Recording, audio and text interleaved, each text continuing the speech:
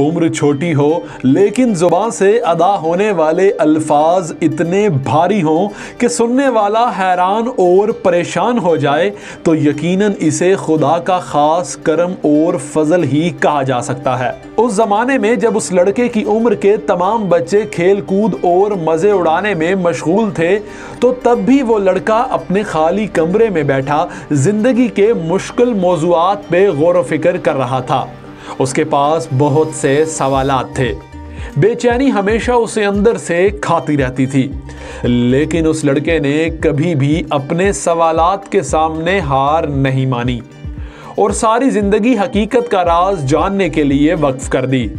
کہا یہ جاتا ہے کہ جب وہ اپنے علم کے عروج پر پہنچا تو 300 سے زائد کتابیں لکھ چکا تھا۔ اب اس کے تمام سوالات حل ہو چکے تھے۔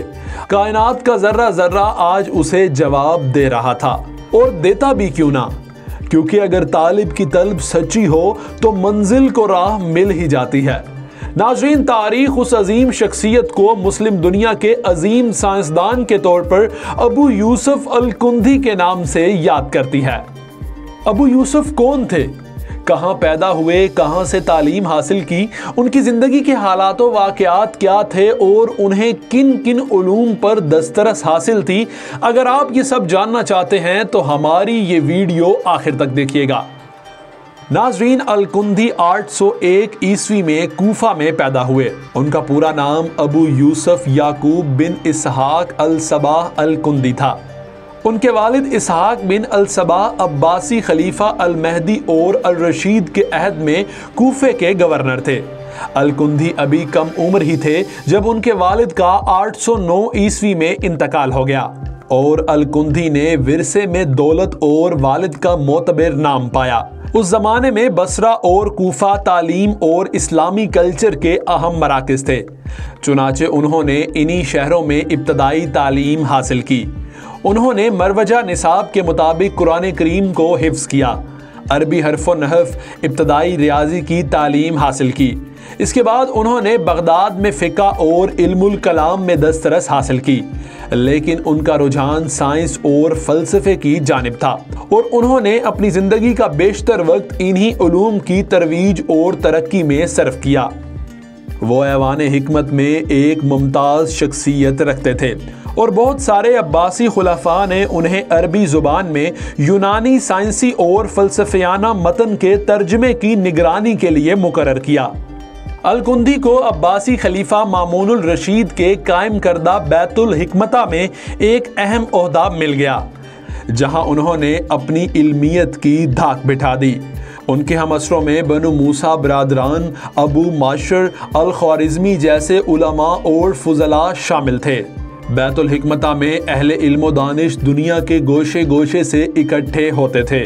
یہ دنیا میں اپنی نوعیت کی پہلی محفل تھی جہاں بلا تفریق رنگ و نسل اور مذہب و ملت، علماء، سائنسدان، ریاضی دان، حیات دان اور فلسفی اپنی اپنی پسند کے موضوعات پر تحقیق و تدوین میں مصروف رہتے تھے۔ یہاں یونانی، سریانی، چینی، ہندی، مصری اور دیگر ممالک کے علوم کو عربی میں ڈھالا جا رہا تھا۔ قدیم علماء کے خیال کو پرکھا جاتا، ان پر تنقید و تبصرہ کیا جاتا اور نئی نئی دریافتیں کی جاتی، اور پرانے علوم کو جدید دور کے تقاضوں سے ہم آہنگ کیا جاتا۔ الکندی ایک پرنویس محقق تھے۔ ان سے تقریباً 300 تصانیف منسوب کی جاتی ہیں، جن میں سے صرف 60-70 ہی دستیاب ہیں۔ ان کی تصانیف فلسفہ، منطق، حساب، ہندسہ، موسیقی، فلکیات، طب، علم نجوم، سیاست اور دیگر موضوعات پر پھیلی ہوئی ہیں۔ ناظرین، اگر فلسفے کی بات کی جائے تو الکندی کو عربوں کے فلسفی کی حیثیت سے شہرت حاصل ہے۔ ان کو یہ نام اس لیے دیا گیا کہ انہوں نے فلسفے کو مذہبی علماء کے لیے قابل قبول بنانے کی انتھک محنت کی۔ وہ قدیم فلسفیوں میں شمار ہونے والے واحد عرب مسلم فلسفی ہیں۔ انہوں نے تحریر کیا کہ سچائی آفاقی اور اعلیٰ ترین ہوتی ہے۔ فلسفہ اس پیغام کی ایک اور شکل ہے۔ فلسفہ اس پیغام کی ایک اور شکل ہے جو پیغمبر لاتے رہے ہیں۔ الکندی کے نزدیک سچائی یا حق کے معنی بہت واضح ہیں، وہ معنی جن کی تشریح افلاطون، ارسطو اور دیگر یونانی حکماں کرتے رہے ہیں۔ سارے قدیم فلسفیوں کی طرح الکندی بھی یہ بات مانتے تھے کہ سچائیاں ہمیشہ دو ہوتی ہیں، ایک سچائی وہ جو عوام الناس کے لیے ہوتی ہے اور دوسری سچائی مہذب اور تعلیم یافتہ لوگوں کے لیے۔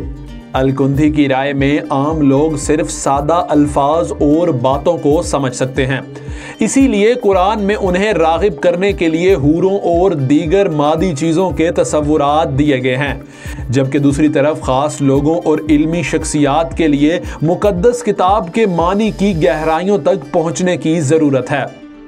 اس کی مثال ہم قرآن پاک کی ایک آیت سے سمجھتے ہیں کہ سورج، چاند، تارے، پہاڑ، درخت اور درندے اللہ کو سجدہ کرتے ہیں۔ اب اس آیت کو سن کر ایک عام آدمی یہ خیال کرے گا کہ تمام مخلوق واقعی سجدہ ریز ہوتی ہے، لیکن الکندی ایک تفصیلی تشریح سے یہ دلیل دیتے ہیں کہ سجدہ کرنے سے مراد حکم ماننا ہے، اس لیے عام پرستش کے تصور کا مطلب خدا کے احکام کی عام پیروی یا تابعداری ہے۔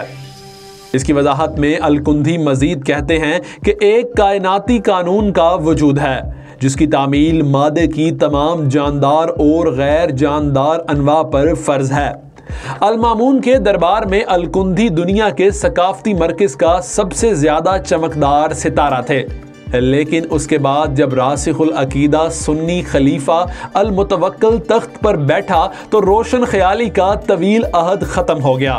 نئے خلیفہ کو اس بات کا قائل کرنا مشکل نہیں تھا کہ یہ فلسفی بہت خطرناک عقائد کا حامل ہے۔ نئے خلیفہ نے جلد ہی الکندی کے ذاتی کتب خانے الکندیہ کو ضبط کرنے کا حکم دے دیا۔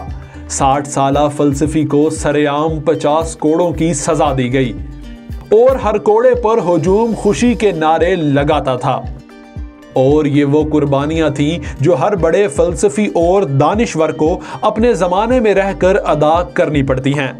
ناظرین، فلسفے کے علاوہ الکندی نے حساب، طب، فلکیات اور موسیقی میں بھی مہارت حاصل کی۔ الکندی کے نمایاں کارناموں میں ایک کارنامہ اسلامی دنیا کو حکیم ارسطو کے خیالات سے روشناس کرانا بھی تھا۔ قرون وسطیٰ کے زمانے میں ان کو چند بڑی اور نمایاں شخصیات میں شمار کیا جاتا ہے۔ ان کے شیشے سے متعلق کام کو خلیفہ کی فوج کی جانب سے اسلحے میں بھی استعمال کیا گیا۔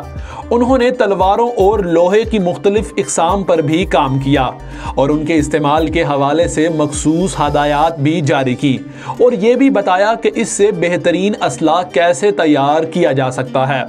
الکندی نے سمندر میں پیدا ہونے والے مد و جزر، بادلوں کی گرج چمک سمیت دیگر موسمیاتی رجحانات پر بھی تحقیق کی۔